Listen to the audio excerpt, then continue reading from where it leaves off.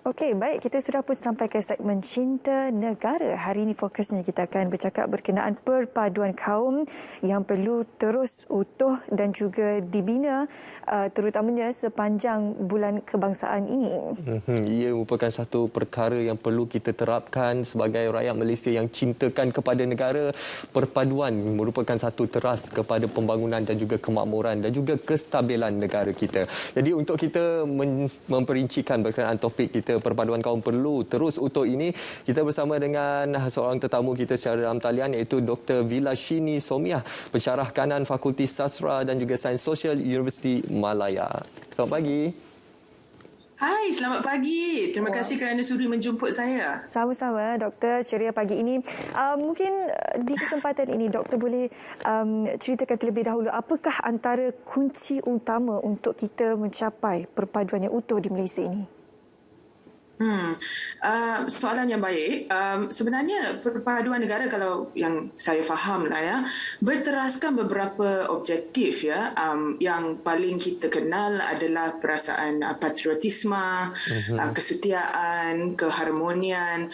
Tetapi saya, especially berhubung dengan saya punya kawasan yang di mana saya menerima training dan latihan saya sebagai seorang ahli akademik.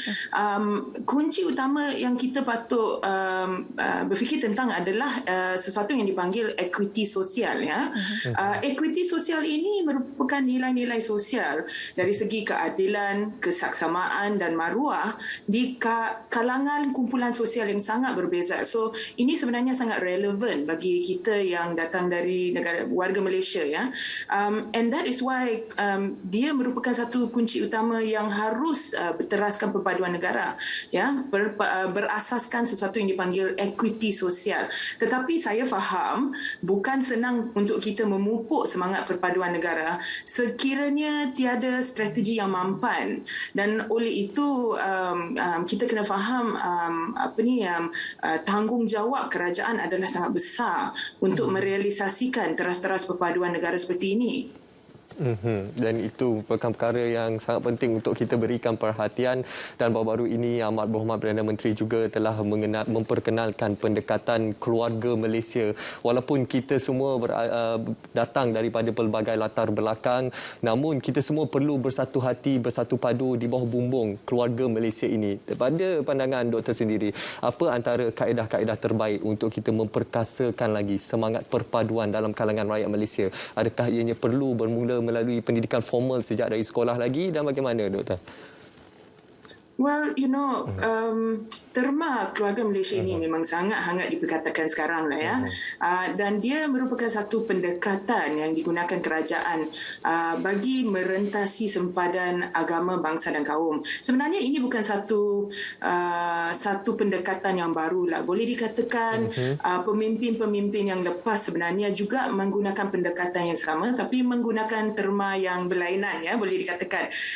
Pendekatan keluarga Malaysia yang saya faham sebenarnya menekankan konsep kekitaan, di mana masyarakat dilihat sebagai satu keluarga yang besar, yang harmoni dan bahagia.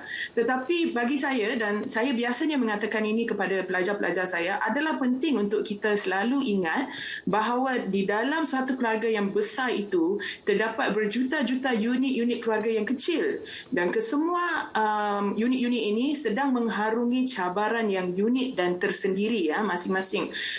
Konsep ini tidak sahaja memerlukan sikap inklusiviti dan kesaksamaan, apa yang kita panggil equality ya, tetapi juga perasaan empati yang sangat kuat. Dalam bahasa Inggeris ya, orang putih cakap we are only as strong as our weakest link. Dan itu sebenarnya mengingatkan kita bahawa sekuat mana pun kita sebagai satu keluarga, kita selalu harus ingat kepada ahli keluarga kita yang sebenarnya ada cabaran atau kelemahan masing-masing. Kepada saya, konsep keluarga Malaysia hanya boleh berjaya sekiranya kita mempertimbangkan atau selalu kita ingat terhadap mereka yang terkesan dalam krisis semasa, dan relevan pada ketika ini adalah krisis COVID-19 pandemik. So kita selalu harus berfikir tentang mereka dalam keluarga Malaysia kita ni yang mengalami masalah kemiskinan yang teramat, warga emas, mereka yang kurang upaya, mereka yang tinggal di luar bandar dan tidak mempunyai fasiliti-fasiliti yang kita semua yang berada di bandar dapat enjoy, ibu-ibu tunggal, mereka yang datang dari minoriti etnik-etnik yang tertentu, dan ini sebenarnya boleh menguatkan lagi keluarga Malaysia. Sekiranya kita selalu memberi peringatan dan selalu ingat tentang mereka yang memerlukan bantuan. Doktor, bila kita bercakap berkenaan dengan perpaduan kaum ni, lazimnya kita akan sentiasa mengatakan berkenaan 3 majoriti kaum kita, iaitu Melayu, Cina dan India. Tetapi tidak lupa juga daripada Sabah dan Sarawak, kita ada pelbagai suku kaum yang juga termasuk dalam sebahagian daripada keluarga Malaysia yang mungkin sedikit kurang perbincangan tentang mereka ini. Jadi bersempena dengan Hari Malaysia, Penyatuan Semenanjung dan Sabah Sarawak ini sebagai satu negara yang majmuk, bagaimana cara untuk kita menghayati Hari Malaysia ini dan juga lebih menggalakkan lagi dan juga mengetengahkan lagi mereka yang berada di Sabah dan juga Sarawak ini? Terima kasih. Saya sangat suka soalan ni sebenarnya. Ya. Ramai yang tidak tahu, tetapi saya ini seorang anak kelahiran Sabah. Ya, ibu saya seorang Sabah, saya orang Sabah. Dan masa saya kecil, kalau kita membaca buku sejarah, saya selalu akan bertanya, mananya orang Sabah dan orang Sarawak ketika laungan merdeka, ya, 1957. Ramai anak muda sekarang sebenarnya tidak kenal dan tidak tahu bahawa wilayah Sabah dan wilayah Sarawak sebenarnya menerima kemerdekaan mereka masing-masing pada waktu yang berbeza daripada Melaya, iaitu pada Ogos dan Julai 1963. Jadi ini bermaksud sebenarnya wilayah Sabah dan wilayah Sarawak merupakan negara merdeka sebelum mereka bersetuju bergabung dengan Malaya untuk membentuk Persekutuan Malaysia pada September 1963. Ya. Dan of course ramai dari Sabah dan Sarawak sebenarnya mengalu-alukan kemerdekaan Hari Malaysia. Tetapi sebulan sebelum tu, tiap tahun ketika kita melihat sambutan kemerdekaan, ramai anak muda dari Sabah dan Sarawak seperti saya dahulu, ya, akan melihat representasi kaum-kaum yang malangnya lebih bersifat semenanjung sentris. Ya. Kita tidak mempunyai pendedahan kepada keunikan rakyat Malaysia di Borneo. Ini semestinya tidak mencukupi sehingga sekarang. Dan saya sebenarnya selalu ingin memberitahu kepada rakan-rakan saya yang tinggal di Semenanjung, Sabah dan Sarawak sangat kaya dengan identiti, budaya dan tradisi orang asal yang pelbagai, tetapi masih dianggap fringe ataupun terpinggir. Ya, dia tidak menjadi sebahagian daripada mainstream Malaysian identity. Of course ini merupakan satu cabaran untuk kerajaan menangani.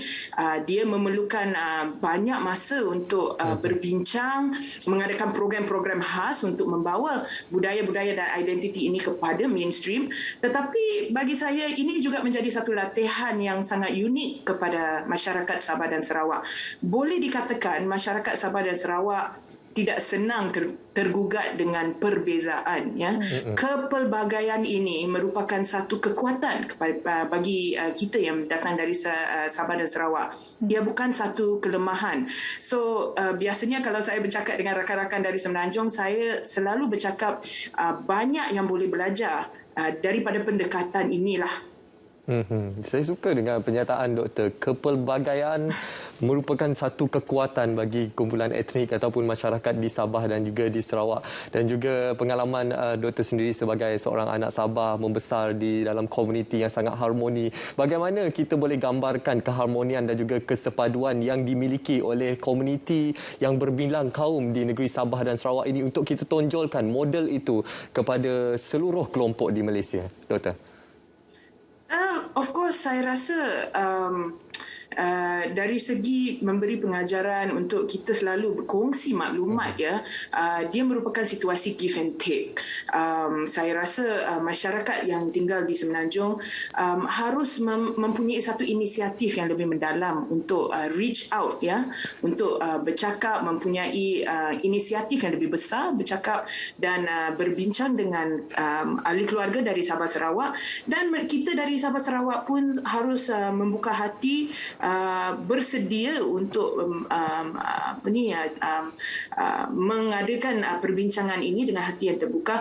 Semestinya pada permulaan ini dia bukan sesuatu yang senang, memang banyak kita mempunyai confusion tentang perbezaan yang kita ada, tetapi selepas beberapa percubaan yang berstruktur, yang saya rasa dia merupakan satu inisiatif yang boleh berjaya.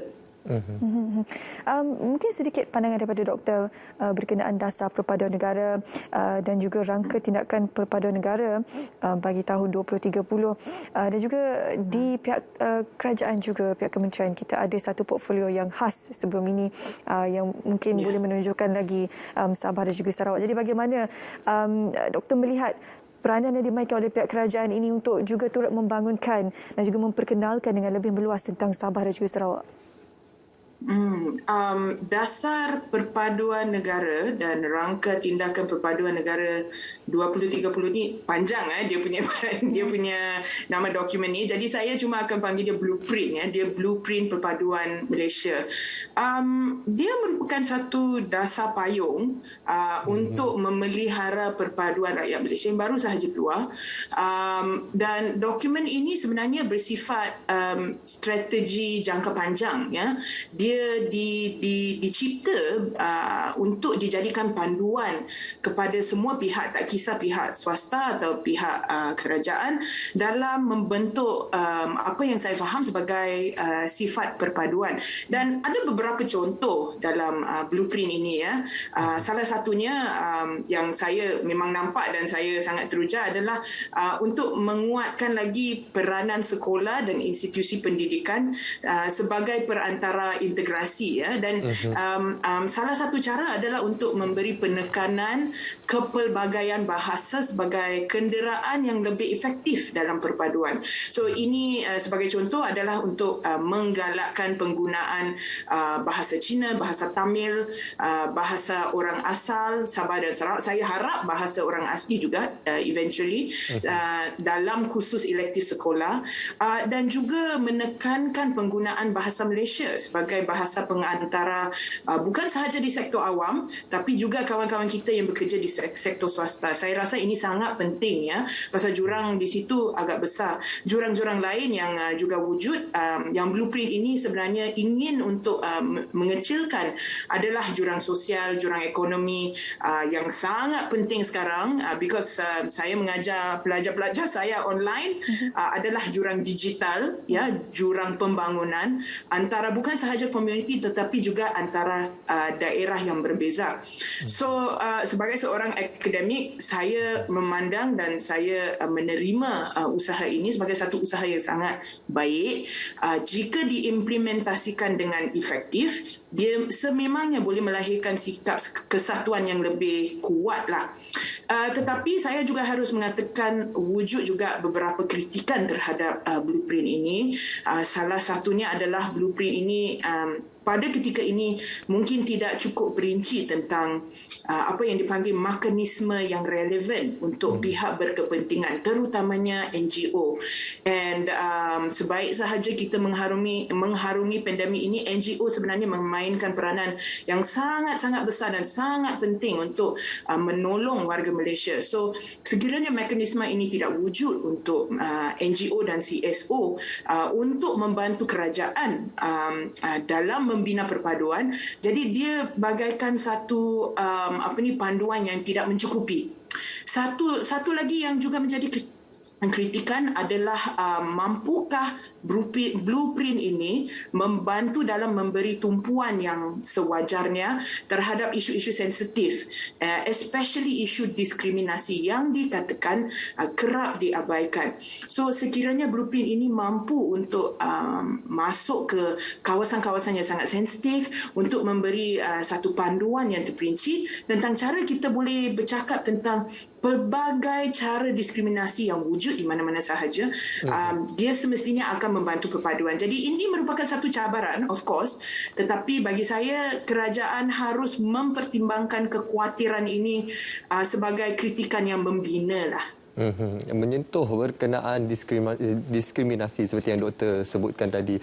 Dalam situasi kita menjelang beberapa hari lagi kita akan menyambut Hari Malaysia ini dan juga beberapa dekad ini kita sudah pun hidup sebagai keluarga Malaysia, dan bagaimana untuk pentingnya masyarakat Malaysia mengetahui berkenaan khususnya dalam penggunaan media sosial berkenaan pernyataan-pernyataan yang boleh menggores hati kaum-kaum lain dan juga pernyataan-pernyataan yang sensitiviti yang perlu kita tolak, perlu kita perhatikan, berikan perhatian supaya kita tidak mengganggu-gugat keperpaduan dalam negara. So, saya merupakan segelintir masyarakat yang sebenarnya menolak social media ya secara langsung. Saya tak ada Facebook, saya tak ada Twitter, saya tak ada Instagram, dan itu sebenarnya inisiatif peribadi saya sahaja. Saya faham bahawa ramai orang sebenarnya bukan macam saya. Kebanyakan pelajar saya banyak menjerumuskan diri ke dalam media sosial dan sangat senang bagi mereka untuk melihat perbuatan-perbuatan rakyat Malaysia lain yang sebenarnya boleh menyentuh sensitiviti tertentu, sebenarnya boleh menyakitkan hati golongan-golongan ataupun komuniti-komuniti tertentu, especially community minority ya. Bagi saya selalu mengatakan kepada pelajar saya, apakah yang anda lihat ini yang sebenarnya mengeluarkan perasaan yang sangat ekstrim dan mengapakah ini berlaku ya. Sekiranya kita boleh menjawab dengan keadaan yang sangat tenang dan memahami bahawa sifat-sifat ini sebenarnya memberi satu pencerahan tentang kekurangan kuasa yang wujud di antara beberapa orang atau minoriti, ataupun sebenarnya menekankan isu-isu penting seperti kesihatan mental yang semakin merosot di Malaysia. Sebenarnya dia boleh membawa kita kepada satu perbincangan yang lebih membina ya. Dan saya ingin rakyat Malaysia yang lebih muda lah, yang kita fokus kepada yang muda pasal saya mengajar di universiti ya, bahawa perbincangan yang membina, constructive conversation, constructive discourses ini sebenarnya akan membantu kita dalam mengharungi image-image, perkataan-perkataan, diskusi-diskusi yang sangat susah.